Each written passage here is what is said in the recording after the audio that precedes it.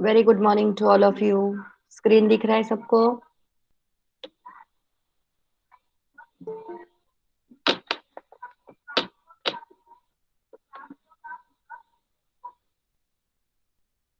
Yes, okay, very good. So, in the last lecture, I told you that that definitions are there in your second unit. Okay, वही वो जो definitions बताए थे ना last lecture में मैंने आपको, वो आपके सेकेंड यूनिट में है। ठीक है, definitions of goods, services, reverse charge mechanism, taxable supply, services, India वगैरह। ठीक है, तो definitions as we will assume it is in a second, not in a first. Got it? ये आपका सेकेंड यूनिट में है, जो भी कल मैंने बताया था ना। I hope all of you understand the principle supply and composite supply क्या होता है। You all of you understood? Yes, any doubt in that? हाँ यस, और सब लोगों ने देखा होगा, मैंने ग्रुप में मैसेज डाला है गूगल क्लासरूम ज्वाइन करने का, उसमें मैंने डाला हुआ है आपके लिए पीपीटी यूनिट 1 का।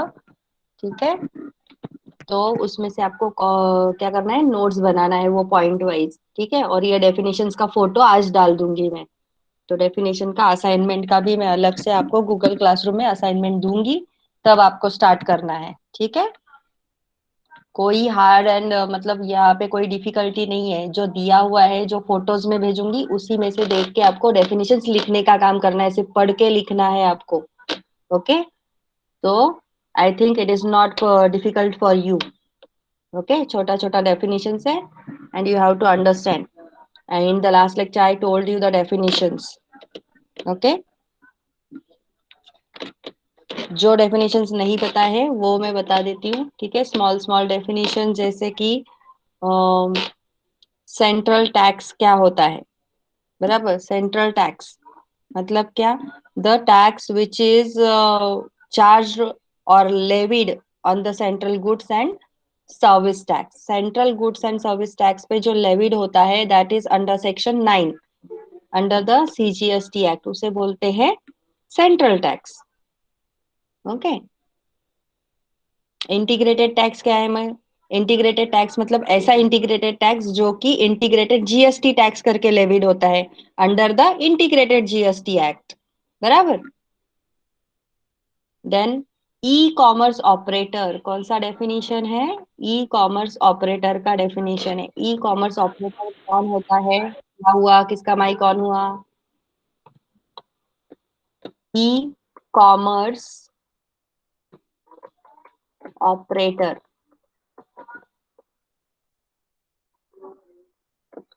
ओके, ई कॉमर्स ऑपरेटर क्या होता है, ये नया है।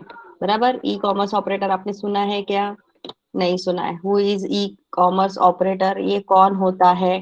तो ई commerce operator means any person who own, any person who owns, operates, who owns operates और मैनेज। देखो कितना सिंपल डेफिनेशन है। मैनेज, मैनेजेस द डिजिटल और electronic, electronic facility, electronic facility, understand, who use the electronic digital or electronic facility for electronic commerce। simple, for electronic मतलब e commerce, electronic commerce. देखो, है क्या कुछ difficulty इसमें? ये definition में कितना सिंपल डेफिनेशन दिया हुआ है ई कॉमर्स ऑपरेटर का, कि ई कॉमर्स ऑपरेटर किसे बोलेंगे? जो भी पर्सन है जो खुद का या किसी और को ऑपरेट करके देगा, सर्विस करके देगा थ्रू द डिजिटल मीडिया, है ना? Understand, that is the E commerce operator हो जाएगा वो। Got it? समझ में आया? देन उसके बाद एग्रीगेट टर्नओवर, ये हम लोग फिर से रजिस्ट्रेशन में भी पढ़ने वाले हैं एग्रीगेट टर्नओवर का डेफिनेशन डिटेल में। So when we are saying that the aggregate turnover spelling mistake हो रहा है कुछ तो। Aggregate turnover, aggregate total, aggregate इतना तो पता है सबको कि एग्रीगेट टोटल होता है। तो एग्रीगेट टर्नओवर मतलब क्या होता है, तो aggregate value of all taxable supplies, बराबर, all taxable supplies, aggregate, that is the value of all taxable supplies, excluding excluding inward supply, inward supplies, ये भी हम लोग आगे पढ़ने वाले हैं डिटेल में क्या होता है inward supply. Okay, on which the tax is payable, on which tax is payable on reverse charge, ठीक है। तो एक क्या होता है, एग्रीगेट टर्नओवर मतलब all kind of supplies includes excluding inward supplies, ऐसा इनवर्ड सप्लाई जिसको कि एक्सक्लूड मतलब जिसके ऊपर रिवर्स चार्ज टैक्स पे किया रहेगा, मतलब उसके रिसीवर ने टैक्स पे किया रहेगा इनवर्ड सप्लाईज में। तो ऐसा अगर इनवर्ड सप्लाईज आपको मिलता है then it is not included in the aggregate turnover. समझ में आया? Got it? दोनों में डाउट है किसी को? एग्रीगेट टर्नओवर क्या होता है और कॉमर्स ऑपरेटर कौन होता है? आई hope all of you understand. Okay, बराबर। देन बिजनेस का डेफिनेशन उसके साथ साथ बताया था, पर्सन का बताया, देन रिसिपिएंट कौन होता है, तो जो रिसीव करेगा as a consideration, for consideration, वो भी बताया कल मैंने, बराबर। देन सप्लायर का बताया, सर्विसेज का बताया, है ना। देन और है क्या, that is customs frontiers of India.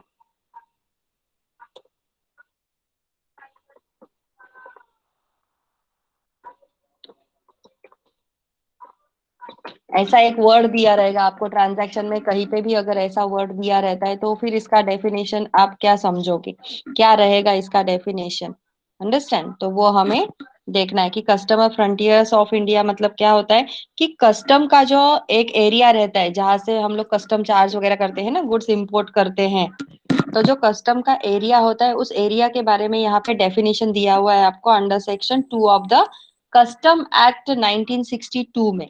इसमें दिया हुआ है कस्टम एक्ट 1962 का जो सेक्शन 2 है उसमें दिया हुआ है, बराबर। उसमें दिया हुआ है कि एक्चुअली जब आप ट्रांजैक्शन करते हो तो कस्टम में अगर आपका ट्रांजैक्शन आता है तो कस्टम एरिया जो रहेगा, that area as the area of the custom station, custom station का एरिया या फिर वहां पे जो वेयर हाउस रहेगा वो area, and also it will include any area in which the goods are imported or export goods, okay, import हो या export goods हो, are ordinarily kept for clearance by the custom authority। मतलब custom authority जहां पे आपके goods clearance होने के लिए रखेंगे, है ना, जिस प्लेस पे रखेंगे उस प्लेस को भी इंक्लूड किया जाएगा आपके कस्टम एरिया में, अंडरस्टैंड। ये डेफिनेशन दिया हुआ है आपका कस्टम फ्रंटियर्स के लिए, कि फ्रंटियर्स क्या रहेगा, फ्रंटियर्स मतलब क्या होता है, what do you know about the frontiers, frontiers मतलब क्या, मतलब क्या समझा यहाँ पे, बॉर्डर, है ना। बॉर्डर कितना होगा आपका कस्टम एरिया का, अगर कस्टम एरिया स्टेशन है, उस स्टेशन के थोड़ा सा बाजू में या कहीं थोड़ा सा दूर तक और एक वेयर हाउस है जहाँ पे आपके गुड्स रखे गए हैं जो कि आप एक्सपोर्ट करना चाहते हो, बराबर ना। तो उस एरिया को भी according to the custom area definition of under section 2 और ऑफ कस्टम एक्ट 1962 में इंक्लूड किया जाएगा, ऐसा बोला गया है। Got it? समझ में आया सबको? कस्टम फ्रंटियर्स ऑफ इंडिया का क्या डेफिनेशन है? Any doubt in this three definition? Yes और no, fast reply. E commerce operator मतलब ऐसा ऑपरेटर जो खुद डिजिटली काम करता है, दैट्स इट। एग्रीगेट टर्नओवर मतलब क्या, टर्नओवर मतलब sale, supply, so all kind of a supply जो भी सप्लाई होगा वो यहाँ पे इंक्लूड हो जाएगा, बट एक्सक्लूडिंग ऐसा इनवर्ड सप्लाई जहाँ पे रिवर्स चार्ज पेमेंट किया रहेगा, दैट्स इट। और कस्टम फ्रंटियर्स ऑफ इंडिया मतलब क्या दिया हुआ है यहाँ पे आपको, लिमिटेशन ऑफ द एरिया दिया हुआ है, of the custom area, custom area का लिमिटेशन बताया गया है कि कस्टम एरिया में यहाँ पे अगर आप जानना चाहते हो कि आपको टैक्स लगने वाला है, कस्टम ड्यूटी चार्ज लगने वाली है, ठीक है, तो फिर आपको जो एरिया कवर करना है, उसमें जो एरिया इंक्लूड करना है, वो कौन सा एरिया आप इंक्लूड कर सकते हो, वो आपको यहाँ पे section 2 of the custom act 1962 में दिया हुआ है। That is called custom frontiers. Frontiers मतलब बॉर्डर, कि कस्टम का बॉर्डर आप कब तक समझोगे, understand, up to what extent you will include the area in the custom area. Okay, got it. अच्छा, और ये वाला तो सबको पता रहेगा, इंटरमीडियरी कौन होता है बताओ, you all of you know intermediary, what is intermediary, what we called intermediary as a, बताओ, तुम लोगों को पता है, middle man, yes very good, it is a middle man. Middle man कौन होता है, एजेंट होता है, कौन होता है, एजेंट होता है, ब्रोकर होता है ना, ये लोग कौन होते हैं, है कि नहीं, ये लोग इंटरमीडियरी होते हैं। So that is the intermediary which are helping us to supply the goods और सर्विसेज, है ना, और सर्विसेज, सिक्योरिटीज, ये सप्लाई करने में हमें हेल्प करती है। These are the persons who are between two और मोर पर्सन्स, दो या दो से ज्यादा लोगों के बीच में ये हमें इंटरमीडिएट करते हैं और हमारा ट्रांजैक्शन फॉलो करके देते हैं, बराबर ना, गॉट इट। लेकिन ये ऐसे मतलब यहाँ पे ऐसे लोग इंक्लूड होंगे जो लोग क्या करते हैं, किसी और के बिहाफ पे आपको गुड सप्लाई करके देंगे, लेकिन ये खुद अपने नाम से सप्लाई करते हैं क्या कभी, ये खुद ब्रोकर खुद को अभी देखा है कि आपने, ब्रोकर खुद कभी ओनर होता है और वो गुड सप्लाई कर रहा है आपको, नहीं, अगर ऐसा सिचुएशन है तो वो इंटरमीडियरी नहीं कहलाएगा, अगर वो खुद के नाम से बेच रहा है तो, got it, that is the definition under section 2 sub section 13, section 2 sub section 30, okay. और कस्टम फ्रंटियर्स के लिए क्या था, सेक्शन 2 ऑफ कस्टम एक्ट, याद रहेगा, लिख के लिया करो फटाफट जो जो नई चीजें रहती है, नहीं तो फिर बाद में बोलोगे ये कब पढ़ाया था एमसीक्यू में, फिर भी क्वेश्चन डाला है, नहीं पढ़ाया फिर भी, ऐसा कभी होता नहीं है, जो पढ़ाया जाता है वही डाला जाता है उसी के बेस पे, अंडरस्टैंड, तो वो आपको ध्यान देना है, स्पून फीडिंग नहीं होगा,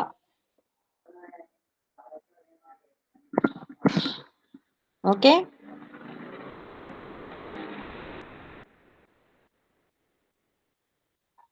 got it, any doubt up to this, so these are the definitions, also extra definitions, पहले जो डेफिनेशंस बताया था ये भी डेफिनेशन से अलग, ठीक है। So I hope now all of you understand, we are now in the unit 2, ये डेफिनेशंस यूनिट 2 में हमने स्टार्ट किए हुए, यूनिट 2 में हम लोग सीख रहे हैं this definition, okay. So with that additional with this chapter, with this particular unit, okay, we have some other definitions also, means other you can say statements under the levy and collection। हमारा unit 2 का नाम देखो मैंने ऊपर लिखाया था, आपने पढ़ा कि नहीं पढ़ा पता नहीं, मैंने स्टार्ट में रखा था स्क्रीन में, क्या है हमारा unit 2, levy and collection of tax. Levy मतलब क्या बताओ, what do you mean by levy, yes, what do you mean by levy, yes very good, that is the charges, means we are going to charge the tax, हम लोग क्या करने वाले हैं, tax charge करने वाले हैं, बराबर, अंडरस्टैंड, तो हाँ इम्पोज करने वाले हैं tax, very good very nice, मतलब पता है आपको कि लेवी क्या होता है, वेरी नाइस, है ना, डायरेक्ट टैक्स भी हम लोग लेवी करते हैं, वैसे ही सेम इनडायरेक्ट टैक्स भी हम लोग क्या करते हैं, लेवी करते हैं। डायरेक्ट टैक्स हम लोग इनकम पे लेवी करते हैं, इनडायरेक्ट टैक्स हम लोग गुड्स एंड सर्विसेज पे इम्पोज करते हैं और लेवी करते हैं, that you all know very well, yes very good, okay. So levy and collection of tax हम लोग सीख रहे हैं, तो इसमें आपको ये पता होना चाहिए, ठीक है, कि लेवी ऑफ टैक्सेस मतलब क्या होता है और कौन से टैक्सेस हम लोग यहाँ पे लेवी करने वाले हैं। Already basic first basic introduction chapter में मैं आपको बता चुकी हूँ, लेकिन फिर भी आपको सिलेबस में दिया हुआ है, then you have to read that also. Okay, so when we are talking about levy of taxes, बराबर, so levy of taxes में हमने क्या क्या सीखा हुआ है? First that is the CGST, बराबर, CGST, CGST shall be levied on all, कौन सा स्टेट? इंट्रा स्टेट, बराबर, इंट्रा स्टेट सप्लाईज पे चार्ज होगा। यस और नो, याद है सबको? इंट्रा स्टेट रॉन्ग लिखा मैंने कि करेक्ट लिखा? बराबर लिखा है।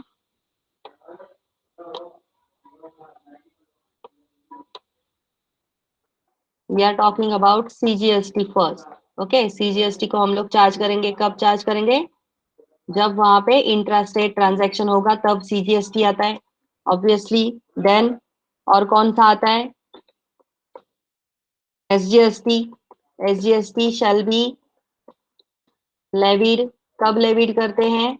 On all same intra state, बराबर, इंट्रा स्टेट सप्लाईज पे, बराबर, याद है सबको? ये चीज बता चुकी हूँ मैं ऑलरेडी, है ना? और कौन सा टैक्स लेवी करते हैं हम लोग? That is UTGST, UTGST shall be levied on intra union territory,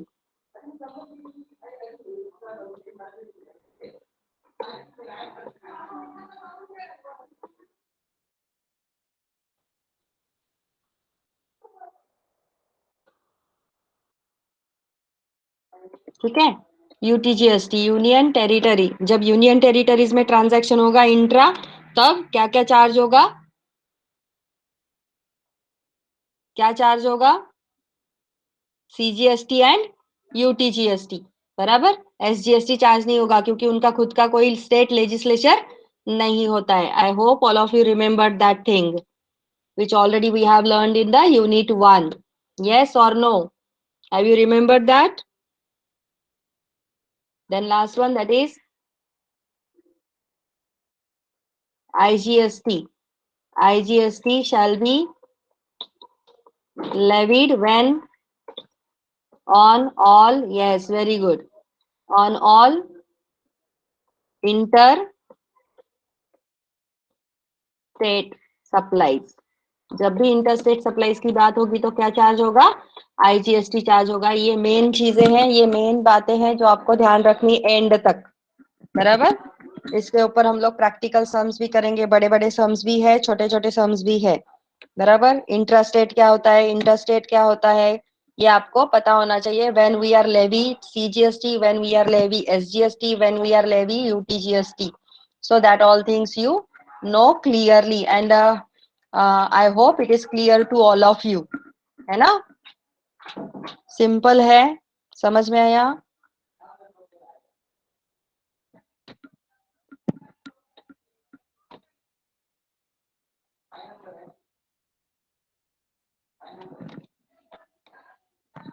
Got it? Yeah. Then ये हो गया लेवी ऑफ टैक्सेस के बारे में। Then we are talking about the collection. Collection of tax की जब बात करते हैं तो कलेक्शन करना, बराबर ना? When we are talking about collection and payment of CGST, UTGST वगैरह, so these tax shall be collected in such a manner which is prescribe, बराबर। जिस तरह से आपको प्रिस्क्राइब किया गया है उस हिसाब से आप कलेक्ट करोगे, पेड करोगे, बराबर। गवर्नमेंट कलेक्शन भी प्रिस्क्रिप्शन के हिसाब से करेगी और आप पेमेंट भी प्रिस्क्राइब के हिसाब से करोगे, बराबर। जो टैक्सेबल पर्सन है, that taxable person will pay the tax, who is responsible collect the tax, that person will collect the tax. Understand? Got it? And collection of, इसके बारे में अगर वो भी लिख देती हूँ, चलो। Taxes will be collected and paid as per prescribed prescribed okay rules, जो भी प्रिस्क्राइब रूल्स किए हुए हैं उससे हिसाब से पेड होगा और कलेक्ट होगा। देखो दोनों एक साथ लिख दिया मैंने, अलग अलग लिखने की जरूरत नहीं है, क्योंकि हमें पता है कलेक्शन भी गवर्नमेंट तो रूल के हिसाब से ही कर रही है ना, और हम लोग पेमेंट भी तो रूल के हिसाब से कर रहे हैं ना, बराबर। और इसमें जो एक नई चीज है, that is when there is a intra okay intra state supply, intra state supply of alcoholic liquor, alcoholic liquor, LIQUOR, OR होता है ना। हाँ, तो अल्कोहलिक लीकर रहेगा जो कि फॉर रहेगा ह्यूमन कंजम्पशन, किसके लिए रहेगा, ह्यूमन कंजम्पशन के लिए रहेगा। Okay, so intrastate supply of alcoholic liquor for human consumption is outside of the pure view of CGST, बराबर। तो ये CGST के प्योर व्यू के बाहर रहेगा, मतलब जो लुकआउट है CGST का, जो लुकआउट है as per the CGST, okay. तो सेंट्रल गवर्नमेंट का जो प्योर व्यू है, जो बॉर्डर है कलेक्शन का और पेमेंट का, तो उसके बाहर है वो alcoholic for home human consumption का। अंडरस्टैंड, उसके लिए सेपरेट प्रिस्क्रिप्शन है ना, मैंने बताया था स्टार्टिंग में, याद है, it is not included in GST, बताया था ना। अंडरस्टैंड, क्योंकि उसके लिए अलग से प्रोसीजर दिया गया है, बिकॉज इट इज ऑल्सो क्या बोलते हैं, हार्मफुल फॉर द सोसाइटी, बराबर।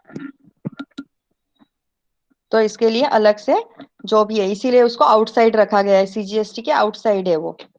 गॉट इट, याद रहेगा।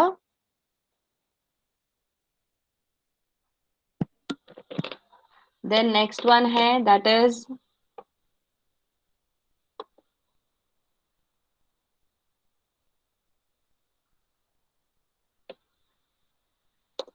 नेक्स्ट वन है, that is value, value of tax. अभी वैल्यू ऑफ टैक्स कैसे, मतलब आप लोग डिसाइड करोगे, बताओ। वैल्यू ऑफ टैक्स हम लोग कौन होते हैं डिसाइड करने वाले, है ना। कौन होते हैं हम लोग डिसाइड, हम लोग करते हैं क्या, नहीं। सो वैल्यू ऑफ टैक्स जो भी रहेगा, the value which is going to be levied, okay, that will be as per section 15 रहेगा। क्या रहेगा, value of tax will be as per section 15, बराबर। मतलब क्या हो गया, as per provisions for value of supply, okay.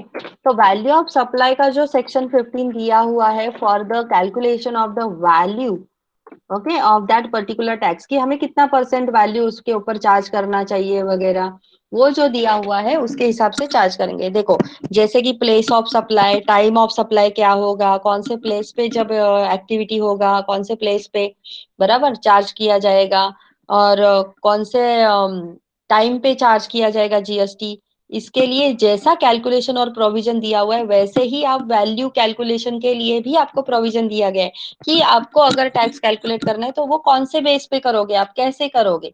Understand, that is also given under section 15। वो detail में हम लोग सारी चीजें डिटेल में पढ़ने वाले हैं। गॉट इट, यहां तक डाउट है किसी को, any doubt in this.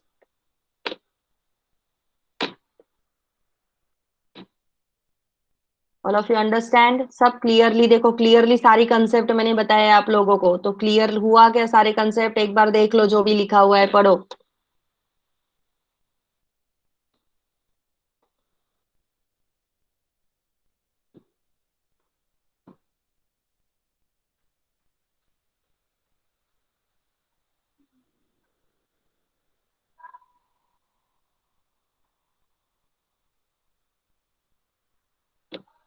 Yes, okay, very good. Then next one, that is the rate of tax. Rate of tax, ठीक है, हर एक पर्टिकुलर क्या बोलते हैं, गुड्स सर्विसेज के लिए शेड्यूल बनाया गया है, बराबर।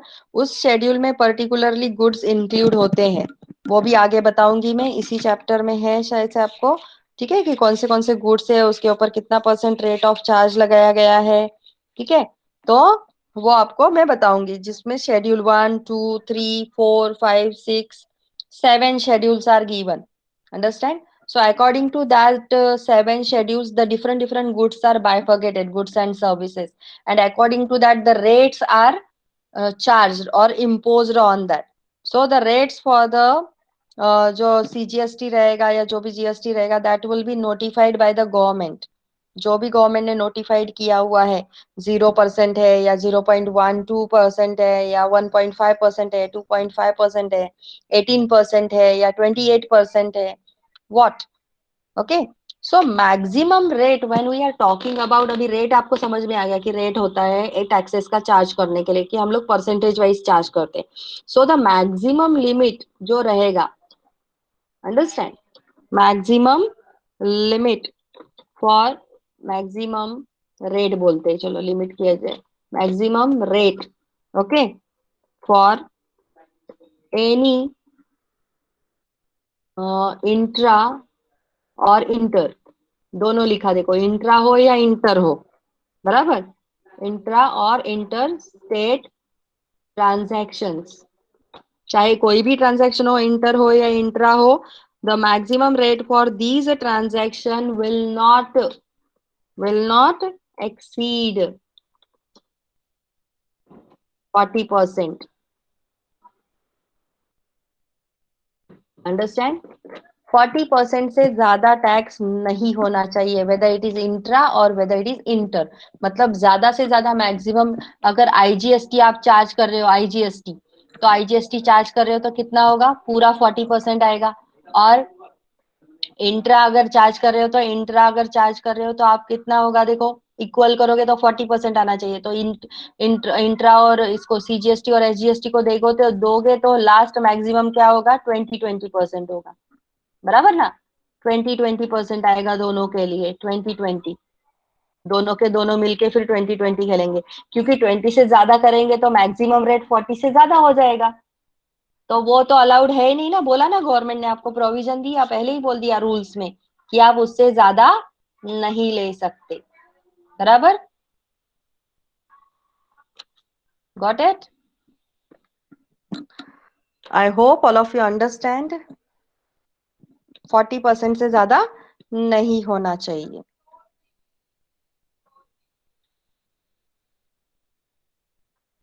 Got it?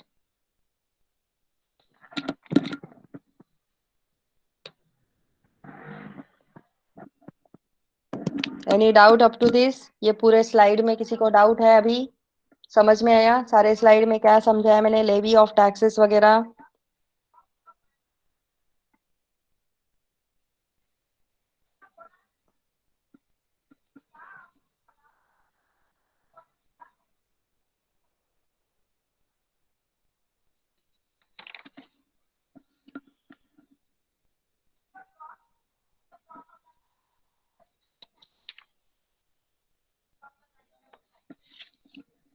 ओके,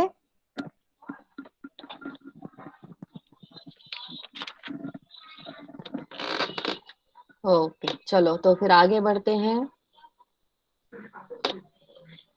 यहाँ पे अभी सबसे इम्पोर्टेंट आपको ध्यान देने की बात है, वो है निगेटिव लिस्ट। क्या है निगेटिव लिस्ट, वो आपको ध्यान देने की जरूरत है। हम लोग स्टार्ट करेंगे with the negative list. Okay, तो निगेटिव लिस्ट मतलब क्या होता है?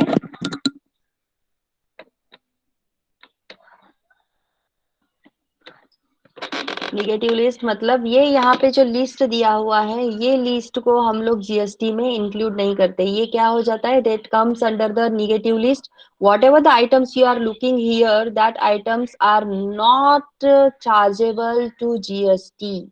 उसके ऊपर जीएसटी चार्ज नहीं होगा। अंडरस्टैंड? समझ में आया? निगेटिव लिस्ट इज, देखो मैंने एग्जेम्पशन नहीं बोला, मैंने बोला एग्जेम्पशन बोला क्या, मैंने एग्जेम्पशन वर्ड यूज किया क्या? नहीं, exemption word is different, negative list is different. Negative list जो है, that list is given for you that except these supplies there is a negative list. लेकिन ये जो ये है, ये जो पर्टिकुलर आपको पॉइंट्स दिए हुए हैं, 5-6 पॉइंट्स दिए हुए हैं, for that points there is no GST is chargeable. Understand? These transactions shall be treated neither as a supply neither as a goods।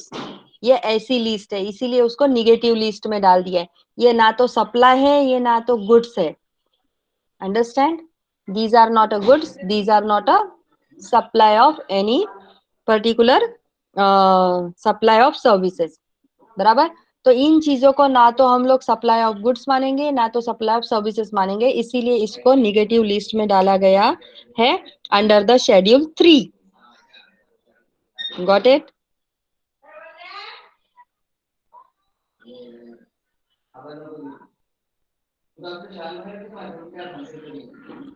Clear? Any doubt? Negative list मतलब समझ में आया कि ये ऐसा लिस्ट दिया हुआ है जिसे ना तो हम लोग सप्लाई ऑफ गुड्स मानेंगे, ना तो सप्लाई ऑफ सर्विसेज मानेंगे, ऐसा बोला गया है जीएसटी के अंडर। ठीक है, इसीलिए उनको स्पेशली निगेटिव लिस्ट में डाला गया है under section, sorry, under schedule 3। Clear? And these are different from the exempted supply। exempted supply, that is we can be considered as a taxable। जो exempted होते हैं ना, वो taxable होते हैं। ठीक है, फर्क सिर्फ इतना है कि गवर्नमेंट उसमें एग्जेम्पशन देती है। जैसे लोग हमें डिस्काउंट देते हैं ना, हम लोग कुछ परचेस करने जाते हैं, वैसे गवर्नमेंट उसको उनको क्या देती है, एग्जेम्पशन देती है कि चलो ठीक है, आपको कितना है, इतना अमाउंट है, 15 लाख पे टैक्स लग रहा है ना, चलो ठीक है, आप क्या करो, सिर्फ 10 लाख पे टैक्स लगाओ, तो 5 लाख का क्या मिल गया उनको, एग्जेम्पशन मिल गया। That means on the rupees of 5 lakh they don't have to pay the tax. बराबर? लेकिन है तो टैक्सेबल ना, था तो टैक्सेबल ना। बराबर? तो फिर भी वो टैक्सेबल है सर्विस। पूरा का पूरा हमने निकाल नहीं दिया है, ये चीजें हमने हटा दी है। Understand? So they are coming under the negative list. तो ये जो आइटम है, ये आइटम आपको कहीं पे भी कोई क्वेश्चन में दिखाई देते हैं तो आपको लिखना है GST will not be chargeable, not taxable, because they are comes under the negative list, इस तरह से। अंडरस्टैंड? तो वन बाय वन देखेंगे हम लोग कि ऐसे कौन सी सर्विसेज है, ऐसा कौन सा ये है। So first, that is the services by an employee to the employer in the course of or in relation to his employment। बराबर? क्या बोल रहे हैं? अभी देखो यहाँ पे एम्प्लॉयर एम्प्लॉय रिलेशनशिप है। First point, employer employee relationship. If there is a employer and employee relationship, तो मैं बोल सकती हूँ क्या वहां पे गुड्स का सेलिंग हो रहा है, वहां पे कोई सर्विस प्रोवाइड कर रहा है? बोल सकती हूँ क्या सप्लाई ऑफ सर्विस हो रहा है? नहीं, क्योंकि वहां पे एम्प्लॉयमेंट हो रहा है, ऑलरेडी वो एम्प्लॉय काम कर रहा है और उसके बदले में उसको सैलरी मिल रहा है, तो उसको इनकम मिल रहा है। बराबर ना? तो it is a direct tax में उसको चार्जेबल होता है। यस और नो? वो इनकम कमा रहा है ना, सप्लाई थोड़ी हो रहा है, यहाँ पे कुछ सप्लाई कर रहा है क्या कोई? नहीं, there is a employer employee relationship. So employer employee relationship जब कभी भी आपको दिया रहेगा, तो एम्प्लॉयर एम्प्लॉय रिलेशनशिप आपको दिखाना है निगेटिव लिस्ट में। ओके? समझ में आया? इसमें डाउट है? हर एक पॉइंट को समझ के ले लो जो बोल रही हूँ। समझा? Employer employee relationship. Second, second, services by any court tribunal established under any law for the time being in the force. उस उस पर्टिकुलर टाइम बीइंग में जो भी लॉ फोर्स होता है, ठीक है, जो भी लॉ मतलब काम कर रहा है, जिसे हम लोग बोलते हैं ना इन फंक्शन है, कार्यरत आहे म्हणून असं बोलतात ना आपण, और कंटिन्यूएशन में है, वो लॉ अभी भी है। ठीक है, तो ऐसा कोई सर्विस अगर कोर्ट आपको दे रहा है, कोर्ट का सर्विस रहेगा या कोई ट्रिब्यूनल रहेगा, एसोसिएशन बनाया गया रहेगा for the time being. Understand? तो ऐसा अगर सिचुएशन है तो भी वो हम लोग निगेटिव लिस्ट में उसको ट्रीट करेंगे। बराबर? That is the any court, by any court. Got it?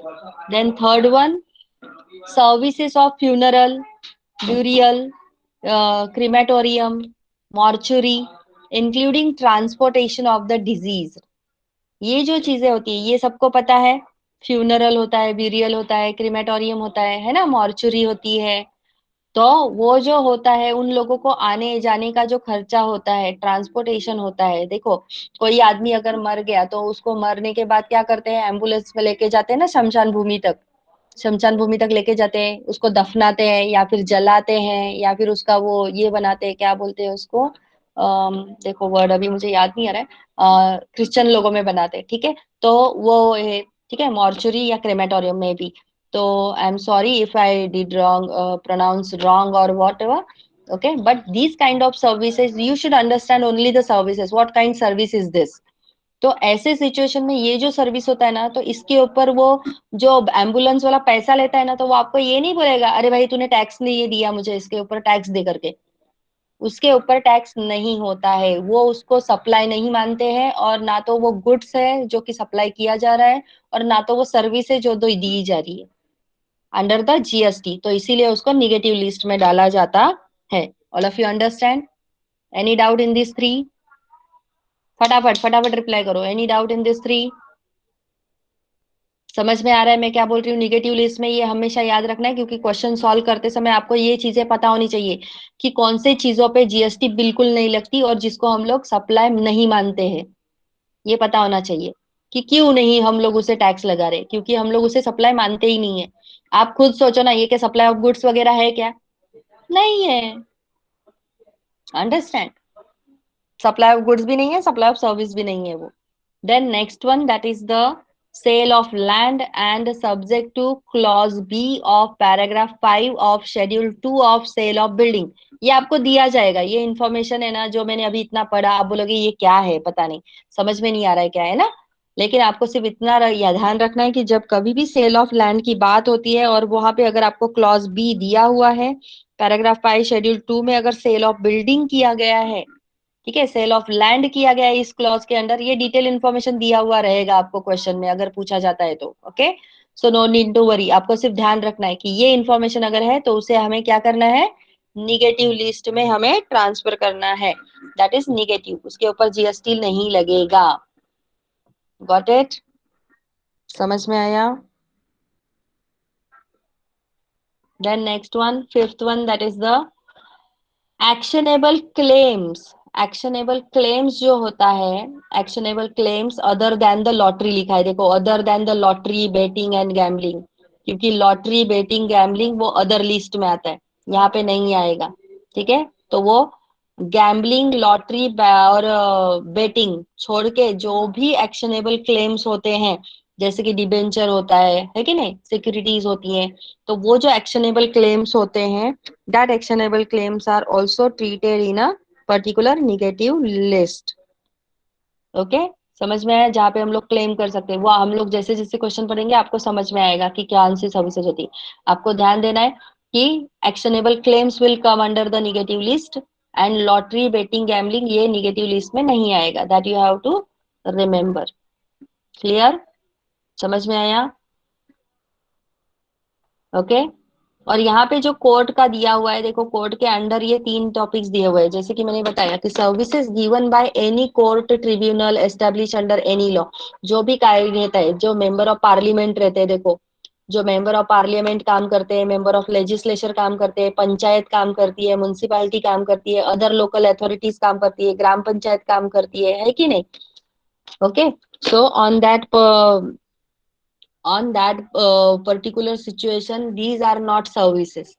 Okay, ये अगर आपको दिया हुआ है, मेंबर ऑफ पार्लियामेंट आपको क्वेश्चन में दिया हुआ है, तो आपको लिखना है कम्स अंडर निगेटिव लिस्ट।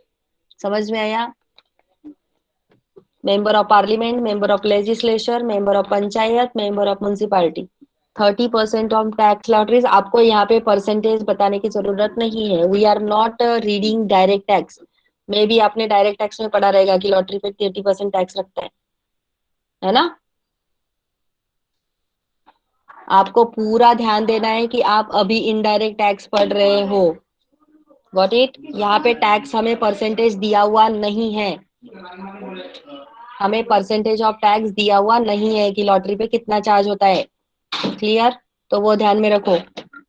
जब कभी भी क्वेश्चन में दिया रहेगा कंपलसरी उन्होंने कुछ ही पर्टिकुलर प्रोडक्ट के लिए आपको जो क्वेश्चन में है उनका आपको परसेंटेज दिया हुआ है, अदरवाइज बिल्कुल नहीं दिया हुआ है। जस्ट ओवरऑल उन्होंने बोला हुआ है कि ये ट्रांजैक्शन हुआ है और ये जीएसटी रेट है, तो फिर कैलकुलेट करके बताओ, इस तरह से। अंडरस्टैंड? आपको किसी भी प्रोडक्ट का जीएसटी रेट यहाँ पे याद रखने की जरूरत नहीं है। सो वो अपने दिमाग से हटा दो। आपको यहाँ पे सेक्शंस याद रखने हैं।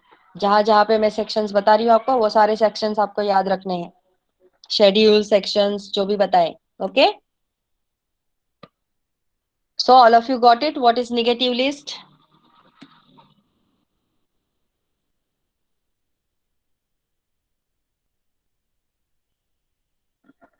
नेगेटिव लिस्ट सबको समझ में आया? क्या क्या बताया मैंने, कौन से डेफिनेशंस बताए? आई hope all of you understand that.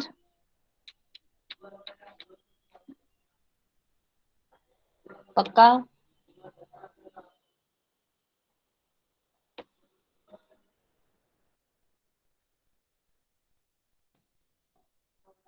यहाँ पे एग्जेम्पशन लिस्ट नहीं है।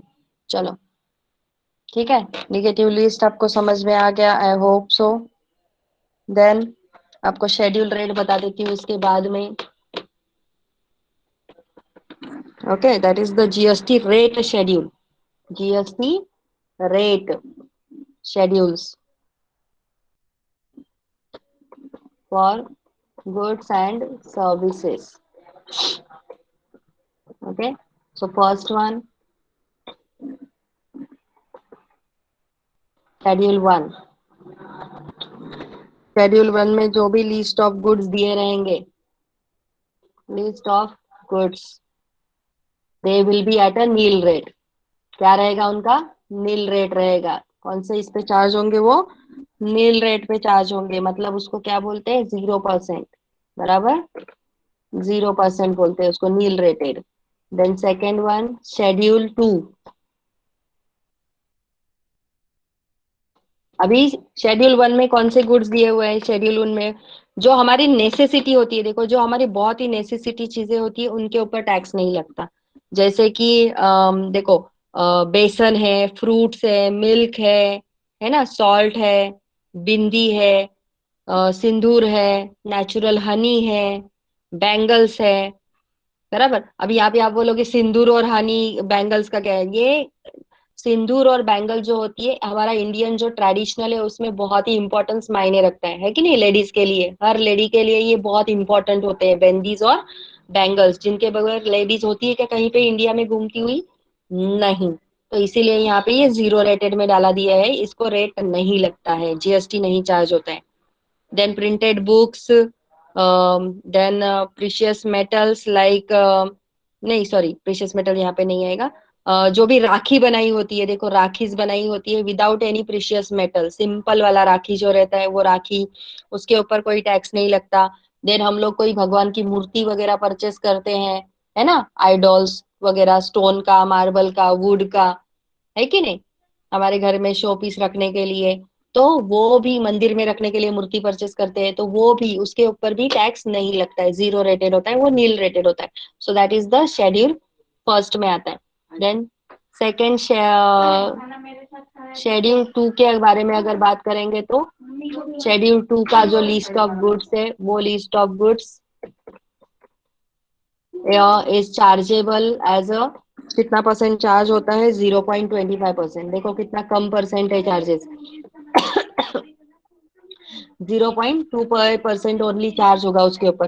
क्योंकि वो गुड्स कौन से है? पिज्जा आप खाते हो, वो भी खाने की चीज है, इसीलिए 0.25 बहुत ही कम रेट लगाया हुआ है। ड्राई मैंगो स्लाइस, देन क्या रहता है और, हैंडमेड टेक्सटाइल फ्लोर, जो फ्लोर कवरिंग होता है हमारा, वो हैंडमेड रहेगा तो। देन अगरबत्ती, अगरबत्ती पे भी क्या होता है? परसेंटेज चार्ज लगाते हैं, ठीक है। अंडरस्टैंड? देन कॉफी, कोल, फर्टिलाइजर, टी, स्पाइसेस जो भी हम लोग यूज करते हैं, मसाला वगैरह, फ्रोजन वेजिटेबल्स, है ना, मिल्क पाउडर। अभी मिल्क पे देखो, सिर्फ मैंने मिल्क बोला था तो जीरो रेट था, लेकिन ये मिल्क पाउडर है। तो मिल्क पाउडर हम अगर हम लोग यूज नहीं करेंगे, इतना नेसेसिटी नहीं है हमारा मिल्क पाउडर का, हम लोग क्या करते हैं, चाय बनाने के लिए यूज नहीं करते, किसी चीज के लिए यूज नहीं, हम लोग कोई मिठाई वगैरह बनाने के लिए यूज करते हैं, वो तो हमारी नेसेसिटी नहीं है ना, इतनी इतनी भी नहीं है ना। तो इसीलिए 25% टैक्स है। इस तरह से इसको शेड्यूल किया गया है सारे प्रोडक्ट्स को। और शेड्यूल 3 में कौन से गुड्स आते हैं? अगर शेड्यूल 3 में हम लोग गुड्स की बात करते हैं, list of goods that are chargeable of rate 3%, उनको 3% रेट लगाया गया है। तो ये कौन से गुड्स है? तो वो आपको यहाँ पे दिए हुए नहीं है, सॉरी, मैंने जो भी चीजें बताई लाइन में दिया हुआ नहीं है। 0.25% है ना, वो जो भी चीजें बताई वो 5% रेट वाला बता दिया मैंने, सॉरी। 3% का आपको यहाँ पे बताया गया नहीं है सिलेबस में, कौन से प्रोडक्ट होते हैं 3 वाले और 0.25 वाले, ये बताया गया नहीं है, sorry for the miscommunication. Zero rate के तो पहले मैंने बता दिए, फिर से बताती हूँ, जीरो रेट वाला कौन सा है? Sindoor, bangles, bindi, bread, salt, milk, fruits, vegetables, है ना, आइडल्स ऑफ गणपति, शिव या फिर यीशु, जो भी है, जितने भी भगवान के आइडल्स है, कितने किसी भी रिलीजन के हो, उनका जो भी आइडल आप परचेस करोगे, चाहे वो मार्बल में हो, स्टोन में हो या वुड में हो, देखो मार्बल, स्टोन और वुड बोल रही हूँ मैं, ठीक है, तो 0% रेटेड रहेगा। देन ये सेकंड और थर्ड वाला आपको दिया हुआ नहीं है। Then next one that is the schedule, schedule 4 वाला जो गुड्स है that is chargeable of 5% rate, ये दिया हुआ है, जिसके ऊपर 5% रेट चार्ज होगा, जो मैंने अभी बताया, फ्रोजन वेजिटेबल, कॉफी, पिज्जा, है ना, केरोसिन, अगरबत्ती, ड्राई मैंगो, बराबर, हैंडमेड टेक्सटाइल फ्लावर, आपको बताया मैंने, फ्लोर्स, ठीक है। तो ये जो है इसके ऊपर, और जो को बताया क्या बताया मैंने, मिल्क पाउडर, ठीक है, मिल्क पाउडर, इसके ऊपर ये 5% का टैक्स रेट लगेगा, अंडरस्टैंड, 5% का टैक्स रेट लगेगा। देन ऐसे शेड्यूल नंबर 5 में जो गुड्स है, तो शेड्यूल नंबर 5 के जो गुड्स रहेंगे, list of goods that is at a 12% rate रहेगा उसके ऊपर, अभी देखो रेट बढ़ते जा रहा है, 12% रेट लगा रहे, तो टूथ पाउडर, है ना, हम लोग दांत घिसते हैं, टूथ पाउडर वो, देन हमारा मेडिसिन, देन हमारा अम्ब्रेला, है ना, देन फ्रूट जूस हम लोग पीते हैं बाहर, जो इसमें रहता है, कैंस में रहता है फ्रूट जूस वगैरह, है कि नहीं, बाहर पीते हैं वो, उसके ऊपर, देन घी, बटर, है ना, frozen meat product, meat, mutton वगैरह फ्रोजन वाला, फ्रोजन मीट वगैरह, ये अगर है तो उसके ऊपर 12% का रेट लगेगा, इस तरह से। देन शेड्यूल 6, शेड्यूल 6 में रेट दिया हुआ है 18% वाला रेट, तो 18% वाला रेट कौन से प्रोडक्ट्स पे लगेगा? 18% वाला रेट लगेगा रिफाइंड, रिफाइंड शुगर रहती है फ्लेवर्ड वाली, फ्लेवर्ड वाली refined sugar, cornflakes, pasta, cake, detergent, है ना, समझ में आया?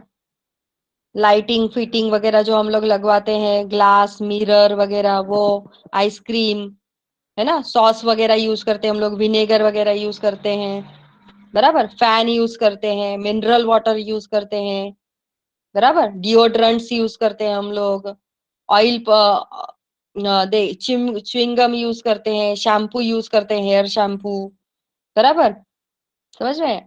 वॉशिंग मशीन के रिलेटेड, जो वॉशिंग मशीन है उसके ऊपर 18%, टेलीविजन है, अगर टेलीविजन है अप टू 68 सेंटीमीटर, 68 सेंटीमीटर का अगर टेलीविजन आप ले रहे हो अप टू 68 सेंटीमीटर, तो 12% लगेगा, अगर 68 सेंटीमीटर से ज्यादा है तो 28% रेट लगेगा, समझा, उसके बाद वाला रेट लगेगा।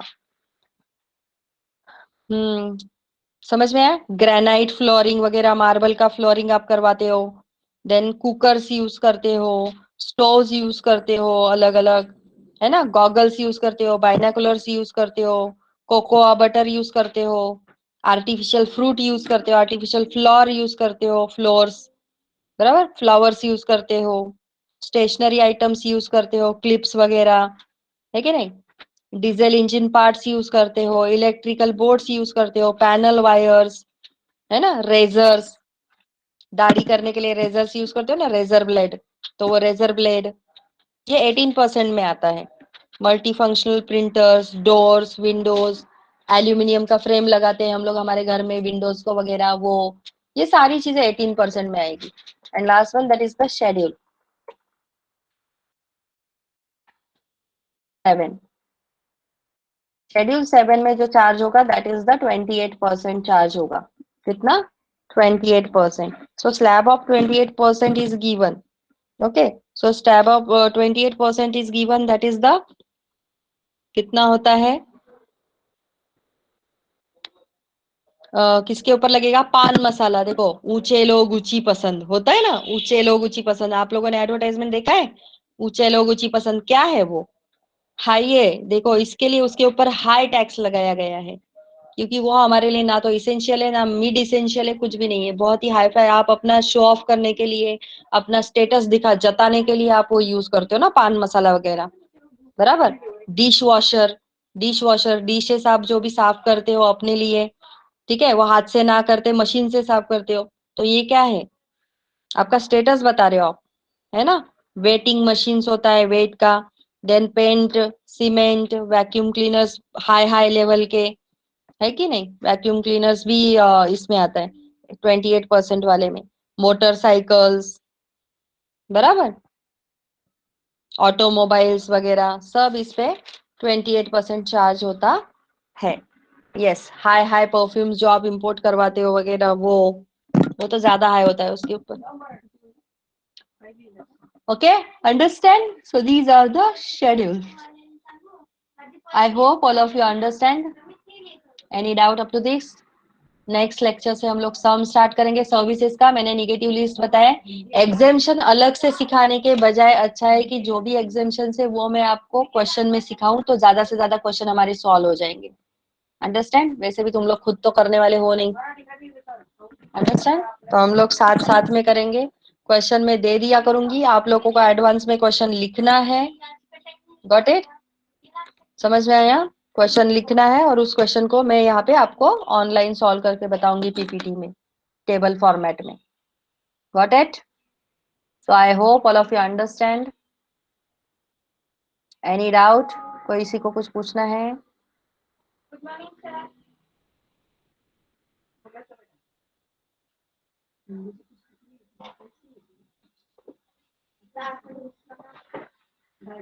No doubts?